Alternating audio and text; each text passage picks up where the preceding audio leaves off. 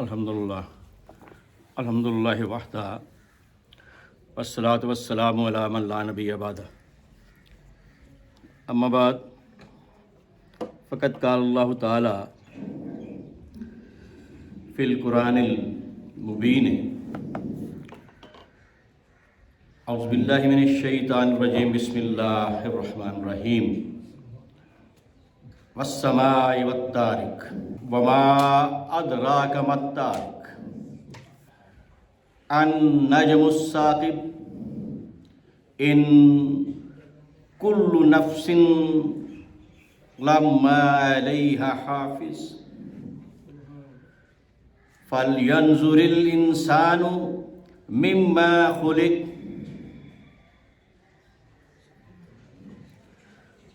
خلق من ماء دافق یخرج من بین الصلب والترائب انہ علی رجعہ لقادر یوم تبلی السرائر فما لہ من قوۃ ولا ناصر والسماء ذات الرجع والسماء ذات الرجع والأرض ذات الصدع إنه لقول فصل وما هو بالحزن إنهم يكيدون كيدا وكيد كيدا فمهل الكافرين أمهلهم رویدا صدق اللہ العظیم۔ سورہ طارق ہے، قسم ہے آسمان کی اور رات کی اور رات کو نظر آنے والے تارے کی۔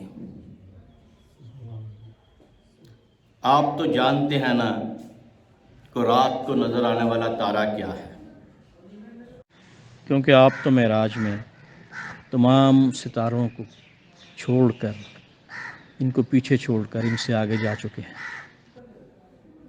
اس سے مراد ہر وہ آسمانی ستارہ ہے جو چمک کر روشن ہوتا ہے۔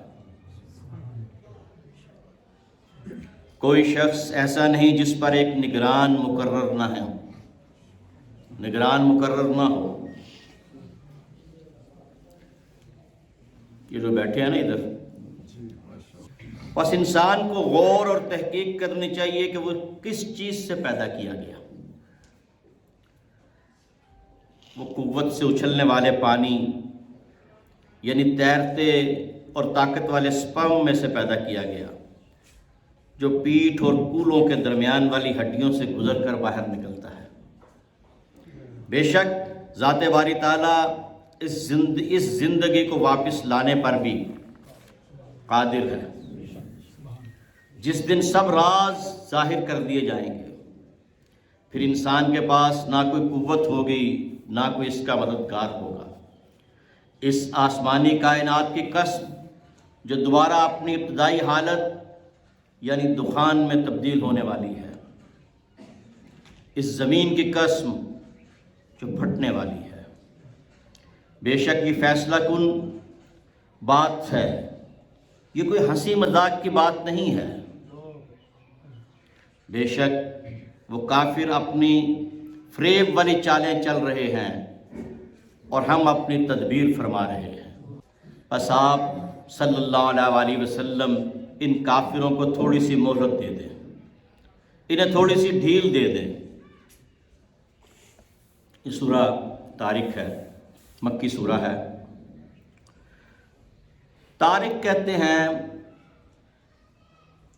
طریقے کو، طرائق کو، ترک کو، مارنے کو۔ کس چیز کو کس چیز پر مارا جائے تو اس کو طارق کہتے ہیں۔ چند دن پہلے میں سوشل میڈیا پہ ایک ویڈیو دیکھ رہا تھا ناسا کی، کہ طارق کی آواز جو ہے وہ اس طرح کھڑ کھڑ کھڑ، انہوں نے جب ستارے کی آواز کو کیچ کیا تو ویڈیو جو ناسا نے جاری کی امریکہ سے وہ ایسی ہی تھی کہ جیسے کوئی چیز کسی کے ساتھ کسی کو مارا جاتا ہے۔ تو جب رات کو لوگ گھروں میں آتے تھے اور دروازے کو مارتے تھے، کھٹکھٹاتے تھے، اس سے طارق کا لفظ پیدا ہوا، اور چونکہ ستارہ بھی رات کو نکلتا ہے اسی لیے اس کو بھی طارق کہا گیا۔ لیکن ناسا نے جو تصویریں دی ہیں، جو ویڈیو دی ہیں، وہ ستارے میں سے آواز آتی ہے ٹھک ٹھک ٹھک ٹھک، جس طرح کوئی چیز کسی چیز کو مار رہی ہے، ایک چیز دوسرے کو کوٹ رہی ہے۔ تو قرآن نے 1400 سال پہلے بیان کر دیا۔ اب سختی سے مارنے والے کو ترک کہتے ہیں، ترک کہتے ہیں، جیسے سے ہتھوڑے سے مارتے ہیں، چٹاخ مارنا، جس سے کینکریاں مارنا، وہ لکڑی جو اون کے اوپر ماری جاتی ہے، ان سب کو ترک کہتے ہیں۔ تروک کا مطلب ہے رات کو آنا، چونکہ رات کو آنے والا مسافر دروازے کو زور زور سے کھٹکھٹاتا ہے، اس لیے اس کو طارق کہا جاتا ہے۔ اسی مناسبت سے رات کو نکلنے والے ستارے کو بھی طارق کہا جاتا ہے، اور اس مادہ کے بنیادی معنی رات، شام، مارنا، کسی چیز کا ڈھیلا ہونا، کسی چیز کو کسی چیز کے ساتھ سی دینا۔ یہ لفظ نکلا کہاں سے؟ اب قرآن جو الفاظ بولتا ہے نا، وہ دیکھنے ہیں کہ نکلتے کہاں سے لفظ۔ الطرقہ کا مطلب ہے راستہ، اس سے طریق ہے، راستہ، اس سے طریقت ہے، روحانیت کا راستہ۔ سڑک کو بھی طریق کہتے ہیں۔ طرقہ راستہ، طریقہ، عادت، چلنا۔ طریقہ کی جمع طرائق ہے، اور اس سے مراد مسلک، مذہب اور نمونہ ہے۔ اونٹوں کی قطار، جس میں ایک اونٹ دوسرے کے پیچھے چل رہا ہو، اس کو طریقہ کہا جاتا ہے۔ اسی طرح جوتے کا جو نیچے ہوتا ہے تلا یا تلا، یہ تلا لفظ ہے، اس کو جوتے کے ساتھ جوڑ دیا جاتا ہے، اس کو بھی طارق کہا جاتا ہے۔ تو یہ لفظ اس طرح عربی میں نکلتے ہیں۔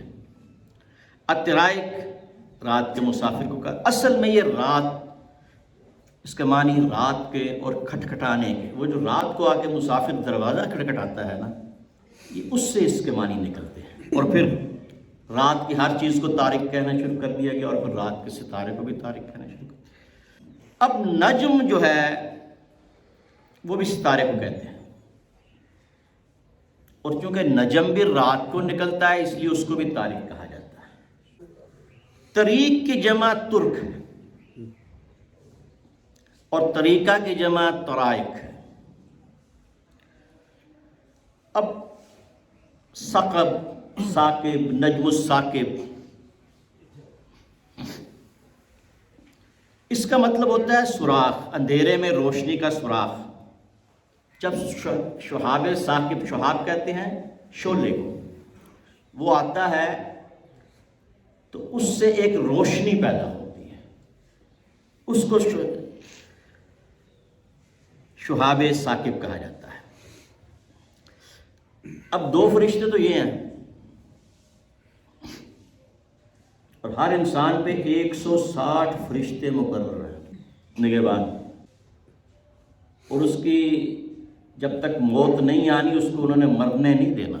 مولا علی کہتے ہیں کہ زندگی موت کی حفاظت کرتی ہے، یہ فرشتے 160 فرشتے حفاظت کرتے ہیں اس وقت تک، جب تک اللہ نے موت نہیں دینی اس وقت تک ان فرشتوں نے آپ کو مرنے نہیں دینا۔ امہلہم فمہل، مہلت دینا۔ رویدہ آہستہ آہستہ. اب دافق اس میں اللہ تعالیٰ نے جو لفظ استعمال کیا ہے اچھلتا پانی. اب آپ اگر دیکھیں جو انسان کا مادہ منویہ ہے اس کو مائکروسکوپ سے دیکھیں تو اس میں سپرم ایسے اچھل رہا ہوتا ہے. اور یہ the best swimmer in the world. اب اللہ تعالیٰ نے 1400 سال پہلے کہہ دیا ہے, اللہ تعالیٰ نے 1400 سال پہلے کہہ دیا ہے کہ یہ اچھلنے والا ہے, اور اب آ کے سائنس یہ بتا رہی ہے کہ یہ واقعی ہی اچھلنے والا ہے, کودنے والا ہے, اور یہ تیرنے والا ہے. اب ایک بڑی عجیب چیز ہے جس کو اب سائنس آ کے پروف کر رہی ہے. پہلے نہیں سائنس نے اس پہ توجہ دی, یہ سائنس کو پتہ نہیں چلا. وہ یہ ہے کہ صلب کیا ہے اور ترب کیا ہے. اب آپ دیکھیں, اگر آیت کو آپ غور سے سنیں تو جس سے انسان کی پیدائش ہوئی ہے, یخرج من بین الصلب والترائب, یہ ریڑھ کی ہڈی اور یہ پسلیاں, بین الصلب والترائب, یہ 7ویں آیت ہے. جو پیٹھ اور کولوں کے درمیان والی ہڈیوں سے گزر کے باہر آتا ہے. اب جب انسان بن رہا ہوتا ہے نا, انسان جب پیدا ہو رہا ہوتا ہے تو اس کی تلی دائیں طرف ہوتی ہے اور جگر بائیں طرف ہوتا ہے اور دل بھی دائیں طرف ہوتا ہے, اور یہ آہستہ آہستہ ٹوسٹ کر کے تلی بائیں طرف آ جاتی ہے جب بچہ پیدا ہوتا ہے, اور یہ جگر دائیں طرف اور دل بائیں طرف, یہ آہستہ آہستہ ٹوسٹ ہوتا ہے. تو اس کو اللہ تعالیٰ پیدائش کے جو مختلف مراحل ہیں, مدارج ہیں, وہ بیان فرما رہا ہے کہ غور کرو اپنی پیدائش میں کہ ہم نے کس طرح تمہیں پیدا کیا اور کس طرح تمہیں صحیح بنا دیا. صلب, صلب, سلب, یہ ریڑھ کی ہڈی کو کہتے ہیں. اب دیکھنا یہ ہے کہ یہ ریڑھ کی ہڈی ہے, اللہ تعالیٰ فرما رہا ہے ہم نے یہاں سے پیدا کیا, کولوں سے پیدا کیا, لیکن انسانی شکل کچھ اور چیز بتاتی ہے. تو اب اس کو اس وقت تو لوگوں کو سمجھ نہیں تھی ان چیزوں کو, سائنس نے ان چیزوں کی سمجھ دی. اصل میں ہوتا یہ ہے, یہ دونوں ہاتھوں اور دونوں پاؤں کے درمیان یہ ہار ڈالتے ہیں نا, اس کو تربیہ کہتے ہیں. تو اب دونوں پیروں اور دونوں آنکھوں کے درمیان کی جگہ کو بھی تربیہ کہا جاتا ہے. یہ سارا ہی ترائب ہے, سارا ہی ترائب ہے. اور دل کے نچوڑ کو بھی تربیہ کہا جاتا ہے. تو اس لیے یہ صرف کولوں کی بات نہیں ہے, پورے جسم کی بات کی جا رہی ہے. اور پھر سپرم اور ایگ کا ملنا, یہ بھی ڈیفرنٹ جو رطوبتیں ہیں مختلف ان سے بنتا ہے. پراسٹیٹ کی رطوبت ہوتی ہے, ٹیسٹس کی رطوبت ہوتی ہے, اور یہ ساری چیزیں مل کے سیمینل فلوئڈ کی رطوبت ہوتی ہے. تو یہ مل کے, اور یہ کولیسٹرول سے بنتا ہے, یہ جو آپ چکنائی کھاتے ہیں اس سے بنتا ہے. یہ انسان کی پیدائش کا اللہ تعالیٰ ذکر فرما رہا ہے, وہ اس وقت فرما رہا ہے, اور آج اس کی سمجھ آ رہی ہے. اب جب انسان پیدا نہیں ہوتا, ماں کے پیٹ میں ہوتا ہے, تو اس کے ٹیسٹیز جہاں سے مادہ منویہ نکلتا ہے وہ اس کے کولوں کے اندر ہوتے ہیں, وہ اس کے. تو اللہ تعالیٰ نے جو فرمایا نا کولوں والی بات, تو اب یہ پتہ چل رہا ہے. اور پھر وہ آہستہ آہستہ نیچے آتے ہیں, اور اگر نہ نیچے آئیں تو پھر ان کا آپریشن ہوتا ہے, انڈسینڈڈ ٹیسٹیز ہوتے ہیں. تو یہ اللہ تعالیٰ اس وقت ان چیزوں کو فرما رہا ہے. پھر وہ آہستہ آہستہ ٹیسٹس نیچے اسکروٹم میں اس میں آتے ہیں. تو یہ ساری چیز جو اس وقت جب کسی کو مائکروسکوپ کا نہیں پتا تھا، کسی کو ٹیلیسکوپ کا نہیں پتا تھا، کسی کو ایمبریولوجی کا نہیں پتا تھا، تب قرآن ساری ایمبریولوجی بیان کر رہا ہے. وَمَا عَلَيْنَا إِلَّا الْبَلَاغُ.